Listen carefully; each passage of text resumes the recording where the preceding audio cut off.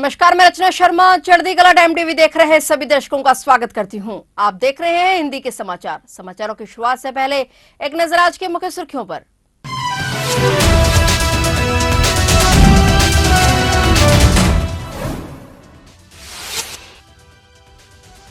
हरियाणा में बदले चुनाव की तारीख, अब 5 अक्टूबर को होगी वोटिंग। अब 4 को नहीं 8 अक्टूबर को आएंगे नतीजे। जम्मू कश्मीर में भी मतगणना की तिथि में हुआ बदलाव।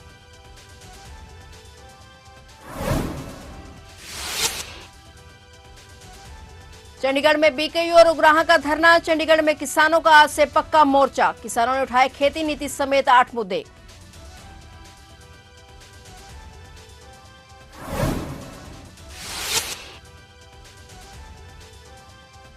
कल 2 सितंबर से पंजाब विधानसभा का 7वां सत्र शुरू। राज्यपाल ने बुलाया पंजाब विधानसभा का 7वां सत्र।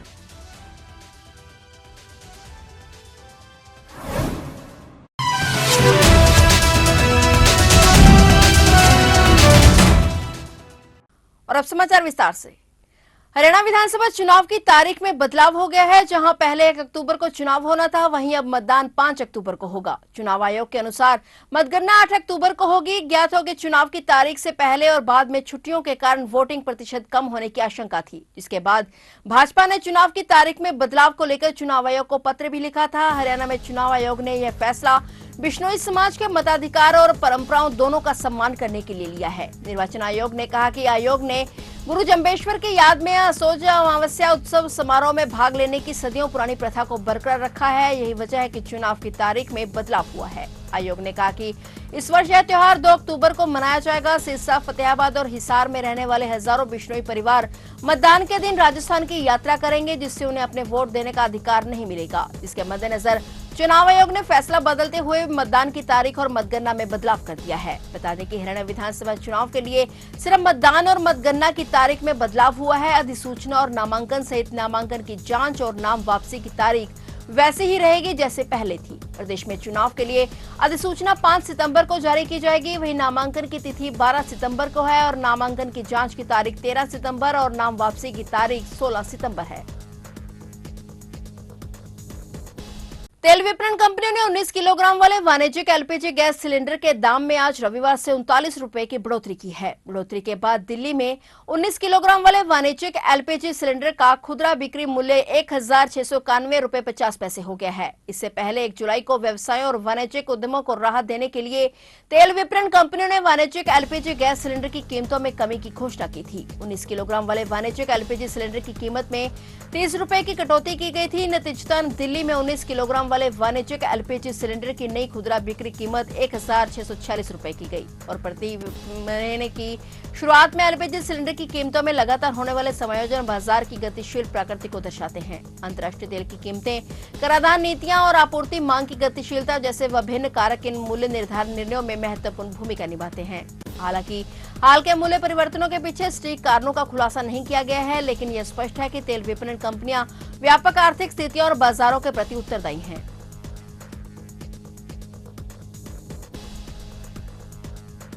भारतीय किसान यूनियन एकता उग्राह और पंजाब खेत मजदूर यूनियन की तरफ से आज रविवार से चंडीगढ़ में मोर्चा लगाया गया है। खेती नीति और किसानों की कर्ज माफी समेत 8 मांगों को लेकर किसान आज प्रदर्शन कर रहे हैं। आज सैकड़ों किसान और श्रमिक अपने सामान, ट्रॉली, निजी सामान और किराने की दुकानों के साथ साथ चंडीगढ़ के व्यापारियों और अन्य सामान के अलावा कृषि नीति के क्रियान्वयन में बार बार हो रही देरी और पंजाब में वास्तविक व्यापारियों की समस्या पर कटाक्ष के खिलाफ प्रदर्शन कर रहे हैं। किसानों का कहना है कि किसान 4 दिन तक चंडीगढ़ में पहुंचेंगे और 5 सितंबर को वे बैठक करेंगे और फिर आगे की रणनीति तय करेंगे।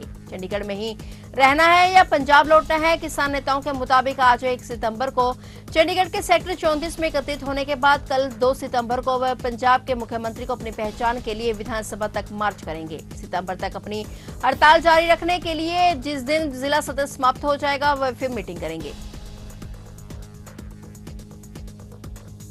भारत के संविधान के तहत प्राप्त अधिकारों का उपयोग करते हुए पंजाब के राज्यपाल ने 16वीं पंजाब विधानसभा का सोमवार को 2 सितंबर 2024 को दोपहर 2 बजे चंडीगढ़ में 7वें सत्र के लिए बुलाया है। राज्यपाल गुलाब चंद कटारिया द्वारा भारत के संविधान के अनुच्छेद 174 के क्लोज 1 के तहत प्राप्त शक्तियों का प्रयोग करते हुए विधानसभा को इस सत्र के लिए बुलाया गया है। पंजाब विधानसभा का मानसून सत्र 2 सितंबर से 4 सितंबर तक 3 दिन का होगा और इस दौरान कई अहम बिल पेश किए जाएंगे।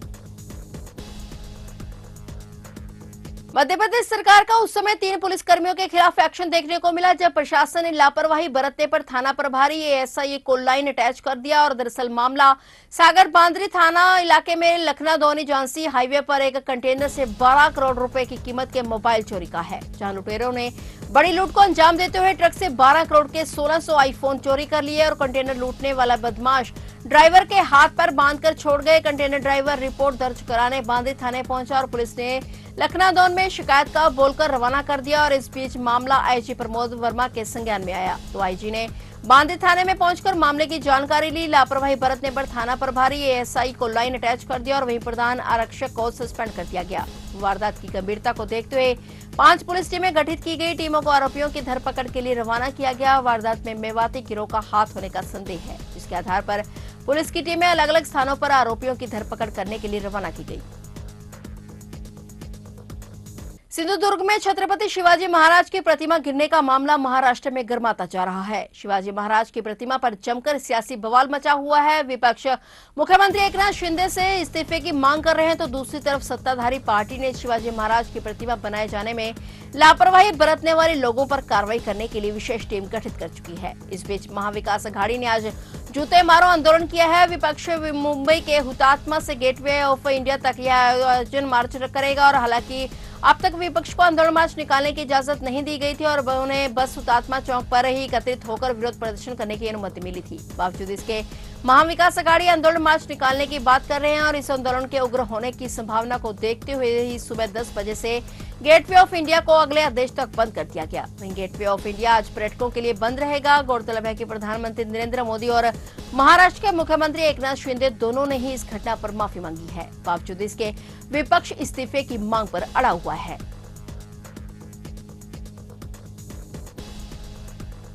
शेख हसीना के इस्तीफे और देश छोड़ने के बाद बांग्लादेश में हिंदुओं समेत अल्पसंख्यकों को लगातार निशाना बनाया जा रहा है। अब हिंदू, बौद्ध और ईसाई शिक्षकों से जबरन इस्तीफा देने को मजबूर करने का मामला सामने आया है। खबरों के मुताबिक अब तक 49 शिक्षकों से जबरन इस्तीफा लिया गया है। खबरों के मुताबिक संगठन के समन्वय साजिब सरकार ने कहा कि हसीना के नेतृत्व वाली सरकार के ढहने के बाद से धार्मिक और जातीय अल्पसंख्यक हिंसा का शिकार हो रहे हैं। बता दें कि बांग्लादेश छात्र ऐक्य परिषद बांग्लादेश हिंदू बौद्ध ईसाई ऐक्य परिषद की छात्र इकाई है और साजिब सरकार ने कहा कि हिंसा में हिंदुओं पर हमले, लूटपाट, महिलाओं पर हमले, मंदिरों में तोड़फोड़, घरों और व्यापारिक प्रतिष्ठानों पर आगजनी और यहां तक की हत्याएं भी शामिल हैं। देश भर में अल्पसंख्यक शिक्षकों को शारीरिक प्रताड़ना का भी सामना करना पड़ा है। इस वजह से 30 अगस्त तक 49 शिक्षकों को इस्तीफा देने पर मजबूर होना पड़ा। हालांकि 19 शिक्षकों को बहाल कर दिया गया है। बांग्लादेश में अंतरिम सरकार के मुख्य सलाहकार मोहम्मद यूनुस ने शपथ लेने के बाद हिंदुओं के खिलाफ हिंसा को रोकने की अपील की थी। उन्होंने कहा था कि वे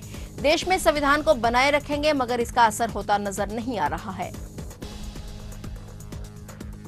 दिल्ली के ओल्ड राजेंद्र नगर में स्थित राव आईएएस स्टडी सर्कल में 27 जुलाई को भारी बारिश के दौरान अचानक बेसमेंट में पानी भर गया और इस समय बेसमेंट में बनी लाइब्रेरी में कई छात्र पढ़ाई कर रहे थे और पानी का स्तर तेजी से बढ़ता गया और बेसमेंट पूरी तरह से पानी से भर गया, जिसके कारण 3 यूपीएससी एस्पिरेंट श्रेय यादव, तान्या सोनी और नेविन डेल्विन डूब गए। दम घुटने से इन तीनों की मौत हो गई, जिसकी पुष्टि पोस्टमार्टम रिपोर्ट से की गई है। सीबीआई ने जांच के दौरान खुलासा किया है कि राव आईएएस स्टडी सर्कल के मालिक ने जानबूझकर बेसमेंट का उपयोग लाइब्रेरी के लिए किया था, जो कि दिल्ली नगर निगम द्वारा अनुमोदित उपयोग के लिए नियमों का उल्लंघन था। सीबीआई ने आरोप लगाया कि बिल्डिंग मालिक और कोचिंग संस्थान के मालिक ने बेसमेंट को व्यावसायिक उद्देश्य के लिए उपयोग करने पर सहमति व्यक्त की थी, जो कि इमारत के स्वीकृत उपयोग के विपरीत था। उपयोग करते हुए आरोपों की गंभीरता को ध्यान में रखते हुए केंद्रीय जांच ब्यूरो ने विशेष अदालत से अनुरोध किया है कि राव आईएएस स्टडी सर्कल के मालिक अभिषेक गुप्ता और अन्य आरोपियों को हिरासत में लेकर पूछताछ करने की अनुमति दी जाए। ये आरोपी वर्तमान में न्यायिक हिरासत में है और अतिरिक्त मुख्य न्यायिक मजिस्ट्रेट निशांत गर्ग ने आदेश दिया कि सभी 6 आरोपियों को 4 सितंबर तक सीबीआई की हिरासत में रखा जाए।